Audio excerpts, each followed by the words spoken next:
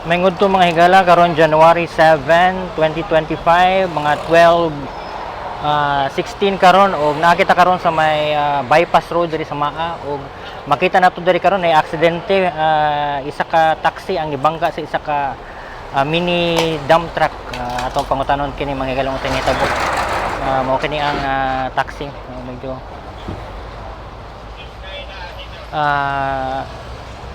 Roland Transport Taxi kani sa mga higala perting gubaa jud niya.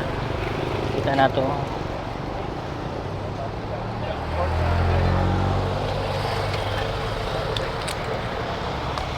Ibangga kini sa isa ka mini dump truck, mao kini mangutana kita medyo daot jud ang ligid sa mini dump truck.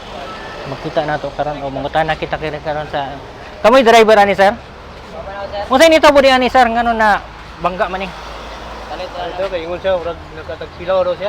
So nakatambay mo diri sir? Or pasulod mo diri. pasulod mo unta. Asa inyo ang kwan day? Dire. Pasulod mo diri. Maghatod mo gravel? Oh, mabigay kuan, yuta. Unya. Pagka pasulod namin ni kahit nagbuto mong likod. Naka-signal namin, nakaanan ako sa akong kamot niya, naka-signal light ang driver. So pasulod mo diha maghatod mo sa gravel then Na naman, kahit na magbuto.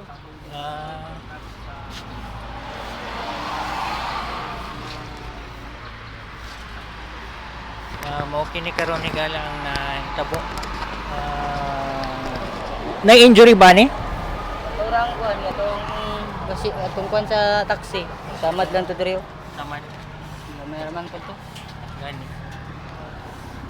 Salamat sir. O mao ko to. Sorry na to ang mga pahinanti aning truck mag-deliver ng tagsanan gravel ni pasulod unta di kaning lugar sa may diversion road medyo na pulaw daw ang driver aning taxi musulod unta sila diri nga area pero murag napulaw ang driver so nabangga nakatulog siguro nabangga ni ang likod nga bahin og na daw kini pasahero karon nagdala na sa ospital medyo injured ang pasahero sa taxi og makita diri karon nga nagpatag pa diri ang mga debris sa sakyanan kay napato isa ka kotse diri ganina nga nadamay siguro to siya pero nakalakaw na og gilimpihan karon kini sa auxiliary police ang eksena. Mao kining actually medyo busy ang karong adlaw kay dili pa lang dugay sa nainahit na isa ka truck nga nagmalfunction o nakababag sa dalan sa Kanto City Jail.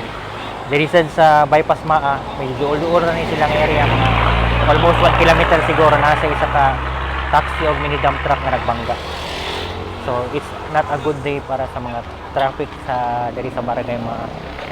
Kita nato diri karon. Og kini siguro ang driver sa taxi tawag siguro sa iyang amo. Ang name man nga taxi is Roland Transport.